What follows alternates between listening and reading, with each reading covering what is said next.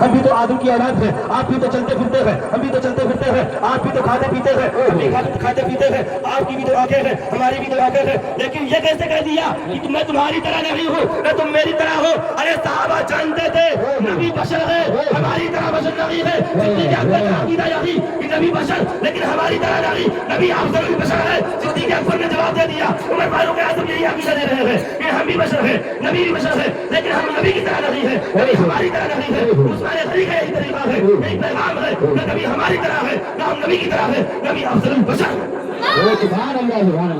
لیکن سنو آگے چلو اور سنتے چلو، کیا صحابہ نے درس دیا کہ ہم نبی کی طرح نہیں ہیں اور نہ ہمارے طرح نبی ہے نا، نہ ہم نبی کی طرح نہ نبی ہماری طرح۔ اب وہابی کہے نبی ہماری طرح، معاذ اللہ بولو، تو صحابی رسول کا عقیدہ چاہیے وہابیوں کا۔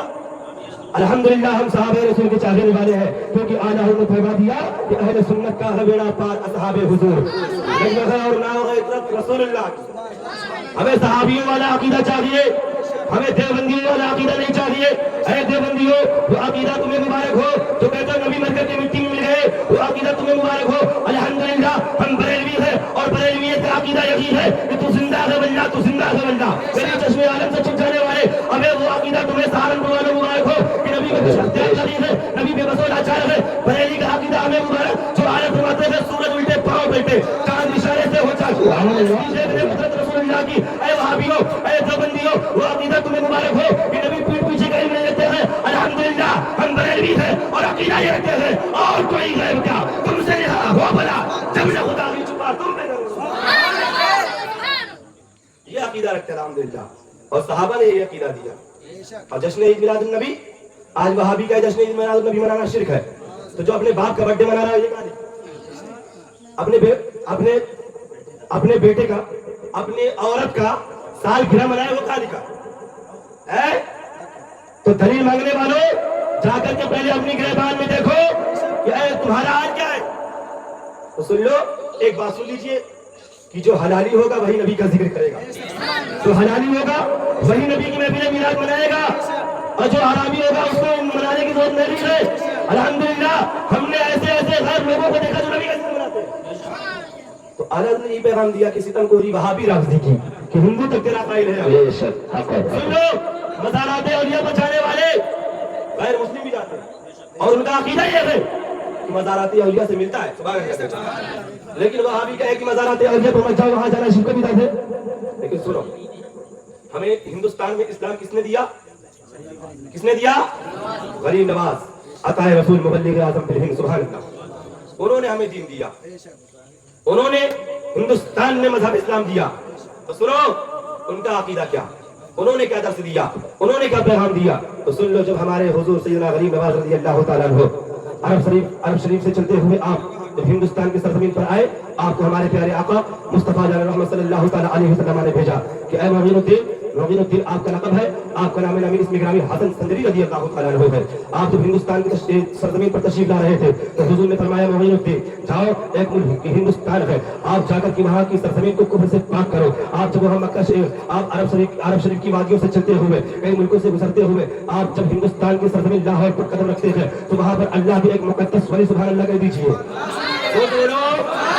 مقدس ولی جو غریب نواز سے پہلے کے ہیں، غوث اعظم سے بھی پہلے کے ہیں، آپ ان کے مزار مقدس پر حاضر ہوتے ہیں جن کا نام داتا گنج بخش لاہوری رضی اللہ تعالیٰ، آپ وہاں حاضر ہوتے ہیں۔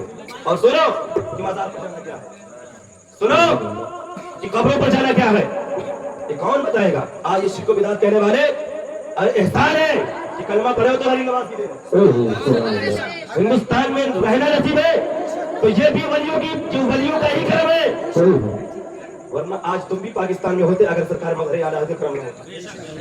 میرے بھائیوں، الحمدللہ ہم اپنے محسن کو کبھی بھولتے نہیں ہیں، جو ہم پر احسان کرے ہم ان کے احسان کو کبھی نہ مظہر اعلیٰ کو بھول سکتے، نہ اعلیٰ حضرت کو بھول سکتے، نہ کسی بزرگ کو بھول سکتے۔ الحمدللہ کیوں؟ انہوں نے ایسے احسان کیے ہیں کہ ہم ساری زندگی ان کی غلامی کریں تو کبھی پورا نہیں ہو سکتا۔ تو سرکار غریب نواز رضی اللہ تعالیٰ عنہ تو لاہور کی سرزمین پر قدم رکھا، سرکار داتا گنج بخش لاہوری رضی اللہ تعالیٰ عنہ کے مزار مقدس پہ آپ حاضر ہوتے ہیں، اور حاضر ہونے کے بعد سرکار غریب نواز نے اپنے قلم سے خود تحریر فرمایا کہ داتا گنج بخش لاہوری کے مزار مقدس پہ معین الدین نے 40 دن تک چلہ کشی فرمائی. کتنے دن؟ 40 دن تک چلہ کشی فرمائی. وہاں بھی کہے کہ بستر کاندھے پہ رکھو, لوٹا لو, تسبیح لو, چل دو ڈگر ڈگر بھکاریوں کی طرح. یہ چلہ یہ نہیں ہے. غریب نواز کہاں چلہ کر رہے ہیں؟ بزرگوں کے قدموں میں بیٹھ کر. تو غریب نواز کا چلہ دیکھو, غریب نواز نے دین دیا ہے, ان کا چلہ دیکھو. وہ فرما رہے ہیں میں نے 40 دن تک ان کے قدموں کی جانب بیٹھ کر کے چلہ کشی فرمائی. اور جب آپ کو سرکار داتا گنج بخش لاہوری کے مزار مقدس سے کچھ ملا, کچھ حاصل ہوا, فیضان ملا, آپ نے فارسی میں ایک شعر دکھا جس میں فرماتے ہیں گنج بخش فیض عالم مظہر نور خدا. فیض عالم مظہر نور خدا ناقصارہ پیر کامل کاملانہ. یہ جو داتا گنج بخش لاہوری جن کا مزار مقدس لاہور کی سرزمین پر ہے, گنج بخش سارے عالم, گنج بخش فیض عالم, ان کے دربار سے, ان کی بارگاہ سے سارے عالم کو فیض ملتا ہے. فیض عالم مظہر نور خدا, یہ اللہ تبارک و تعالیٰ کے نور کے مظہر. اور ناقصارہ پیر کامل کاملانہ رہنما. فرماتے ہیں ان کی دربار سے, ان کی بارگاہ سے صرف بے بسوں کو, لاچاروں کو نہیں, بلکہ ان کے دربار میں آنے والے بڑے بڑے بادشاہ کاملان بھی ہیں. فرماتے ہیں گنج بخش فیض عالم مظہر نور خدا ناقصارہ پیر کامل کاملانہ رہنما. تو کیا معلوم چلا مزارات مقدس پر جانا غلط نہیں بلکہ صحیح ہے. بولو اب یہ آج سرہ کلی مولویوں کا حال یہ ہے کہ ہم مزار پہ جائیں, وہاں بھی کہیں سجدہ کرنا ہے. وہ تو کہتے نہیں کہتے. سنیوں کو بولا جاتا ہے کہ قبر پجوا ہے, بولتے نہیں بولتے معاذ اللہ بولو. تو اچھا یہ بتاؤ اللہ تبارک و تعالیٰ کے سوا کسی کی عبادت کی جائے گی؟ نہیں. پوچھنے کے لائق اور عبادت کے لائق صرف اور صرف اللہ کی ذات ہے. اللہ کے علاوہ کسی کو معبود نہیں مانا چاہے گا. اب بتاؤ تم مزارات مقدس میں جاتے ہو, مزار میں حاضری دیتے ہو, کیا وہاں جا کر کے سجدے کرتے ہو؟ نہیں, سنی سجدہ نہیں کرتا ہے. لیکن وہابی کہتا ہے کہ قبر کو سجدہ کرتا ہے, وہ قبر کو پوجتا ہے. تو وہابیوں کے درمیان قبر کو پوجنے والے مشرک ہوئے کہ نہ ہوئے؟ بولو. لیکن ہم پوجتے نہیں ہیں, ہم اللہ کو صرف معبود مانتے ہیں. لیکن وہابیوں نے ہم کو کافر کہا کہ نہیں کہا؟ بولو کہا کہ نہیں کہا؟ اب سورہ کلی کیا کہتا ہے؟ وہ بھی صحیح ہے, بھی صحیح. معاذ اللہ یہ بتاؤ جو تم کو کافر کہے وہ صحیح ہے؟ صحیح ہے نہیں. اور ہم سجدہ کو تو کرتے ہی نہیں ہیں, کیونکہ سرکار مفتی اعظم عالم اسلام نے فرمایا سنگے درے جانا میں جانا پہ کرتا ہوں جبھی سائی, سجدہ نہ سمجھ نزدی سر دیتا ہوں نظر. یہ سجدہ نہیں ہے. ہمارے پاس کچھ دینے کے لیے نہیں کہ اولیاء کاملین کو کچھ دے ہم, بلکہ ہم کو خود ان کی بارگاہ سے ملتا ہے. تو ہم کچھ نہیں دے سکتے, تو ہمارے پاس کچھ نہیں ہے, تو ہم نے نذرانے کے طور پہ اپنے سر کو قربان کر دیا. سنگے درے جانا پر کرتا ہوں جبھی سائی, سجدہ نہ سمجھ نزدی سر دیتا ہوں نظر. ہاں تو میرے بھائیو الحمدللہ ہم تمام بزرگوں کے چاہنے اور ماننے والے ہیں, اور رب تبارک و تعالیٰ نے بھی پیغام دیا ہے کہ اگر مجھ تک پہنچنا چاہتے ہو تو وسیلہ ہے نا, وابتغوا الیہ الوسیلہ. رب نے فرمایا اللہ تبارک و تعالیٰ تک پہنچنے کے لیے ذریعہ ڈھونڈو, وسیلہ ڈھونڈو. تو مفسرین کرام فرماتے ہیں وہ وسیلے سے مراد کچھ نہیں بلکہ پیر و مرشد کا وسیلہ. اللہ کہہ دو پیر و مرشد کا وسیلہ ہے. پیر کس لیے بنایا جاتا ہے؟ تو پیر, جب پیر آپ کسی پیر سے مرید ہو تو سب سے پہلے یہ دیکھیں کہ وہ پیر سنی صحیح عقیدہ ہے کہ نہیں. اگر سنی ہوگا تو سیدھے راستے پہ لے چلے گا, ہے کہ نہیں؟ اگر سنی صحیح عقیدہ ہوگا تو سیدھے راستے پر لے کے چلے گا. تو سب سے پہلے پیر میں یہ بات دیکھو کہ وہ سنی صحیح عقیدہ ہے یا نہیں ہے. اس کے بعد یہ بھی دیکھو کہ وہ نماز کا پابند بھی ہے یا نہیں, وہ فاسق مولین تو نہیں ہے. یہ ساری چیزیں دیکھو. لیکن سب سے پہلے کیا ہے؟ سنی صحیح عقیدہ, ایمان والا ہونا. تو سنو, معلوم یہ چلتا ہے کہ پیر کو جو بنایا جاتا ہے اپنے رہبری کے لیے بنایا جاتا ہے, اس لیے کہ اگر ہم ان سے مرید ہو جائیں گے تو ان کے کہنے پر چلیں گے اور وہ وہی راستہ بتائیں گے جو غوث اعظم کا راستہ ہے, وہ وہی راستہ بتائیں گے جو غریب نواز کا راستہ ہے, وہ وہی راستہ بتائیں گے جو سرکار مخدوم اشرف جہانگیر سمنانی کا راستہ ہے, وہ وہی راستہ بتائیں گے جو اعلیٰ حضرت کا راستہ ہے, وہ وہی راستہ بتائیں گے جو امام حسین کا راستہ ہے.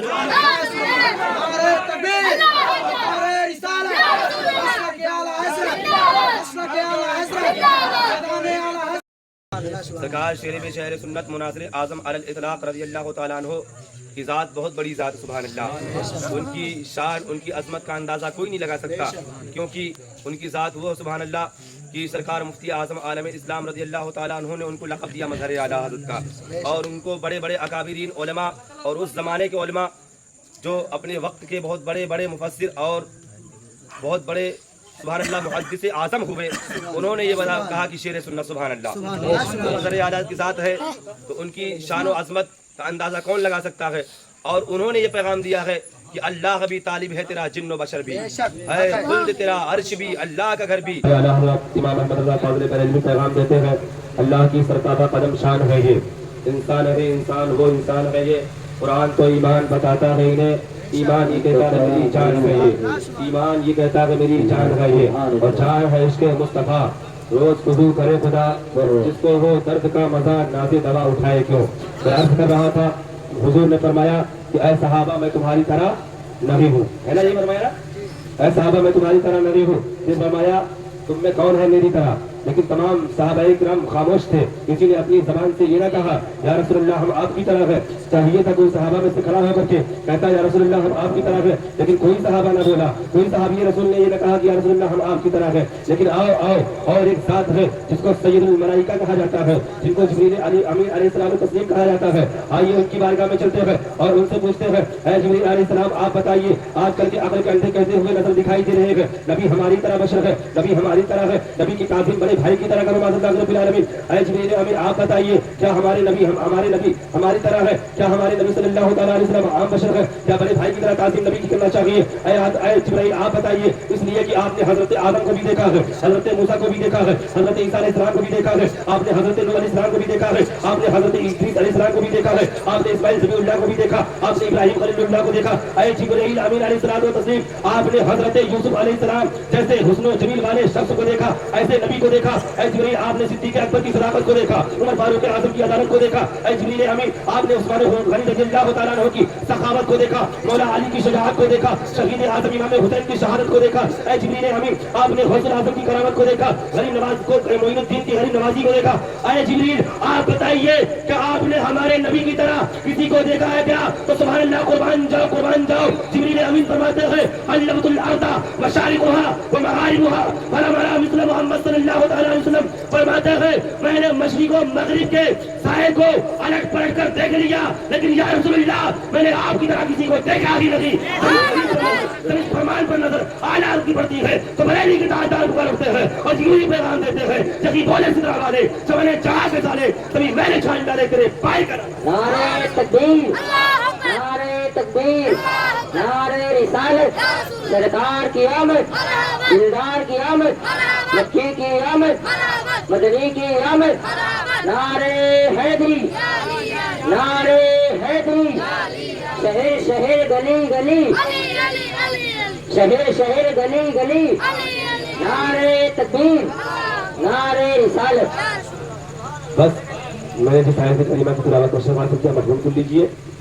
رب تبارک و تعالیٰ قرآن میں فرماتا ہے ان الذین یؤمنون اللہ ورسولہ لعنہم اللہ فی الدنیا والآخرہ.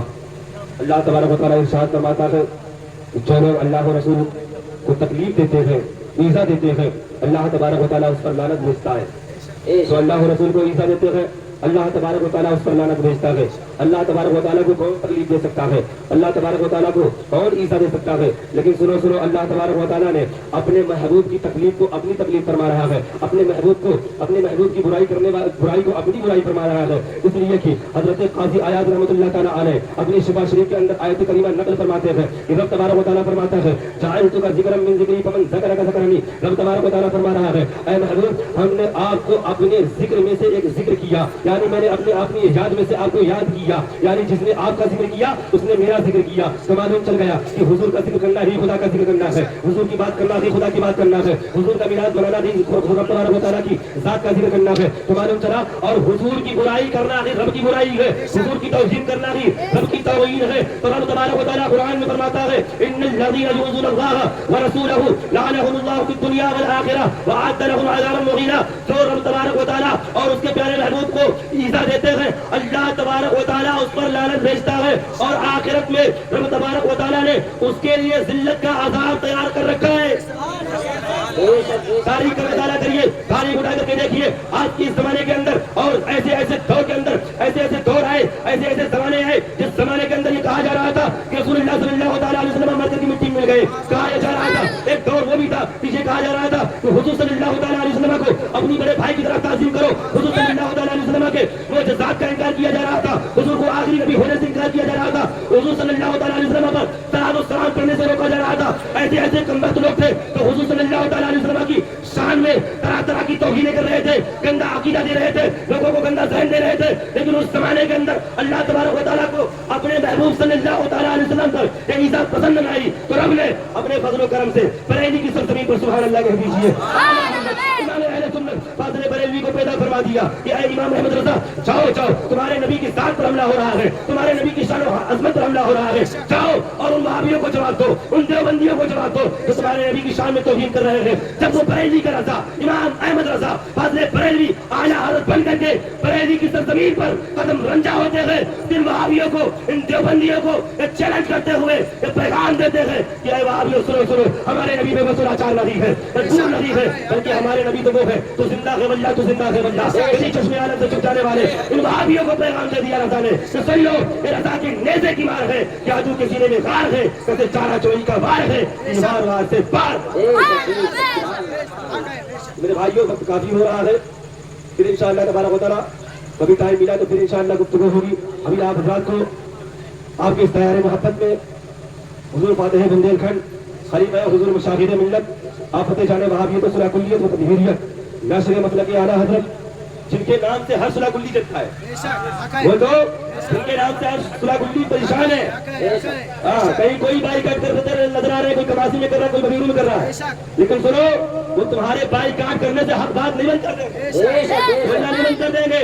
الحمدللہ پیغام وہی رہے گا جو بریلی کے رضا کا تھا, پیغام وہی رہے گا جو غوث اعظم کا تھا, اور غوث اعظم کا پیغام سنتے چلو. علامہ عبدالجبار صاحب حشمتی نے کوئی اور پیغام نہیں بتایا ہے بلکہ وہی پیغام بتایا ہے جو غوث اعظم کا فرمان ہے, اور غوث اعظم کا فرمان سنتے چلو. سرکار غوث اعظم رضی اللہ تعالیٰ عنہ کی کتاب ہے جس کا نام حدود الطالبین ہے, اس کے اندر غوث اعظم رضی اللہ تعالیٰ عنہ ارشاد فرماتے ہیں اگر بد مذہب وہابی دیوبندی اہل بدعت اہل خبیث مر جائیں تو ان کی نماز جنازہ پڑھنا حرام ہے, اگر یہ بیمار پڑے تو ان کی عیالت کو جانا یعنی ان کو دیکھنے جانا حرام ہے, ان کی نماز جنازہ پڑھنا حرام, ان کے لیے دعائیں مغفرت حرام بقریب کفر ہے.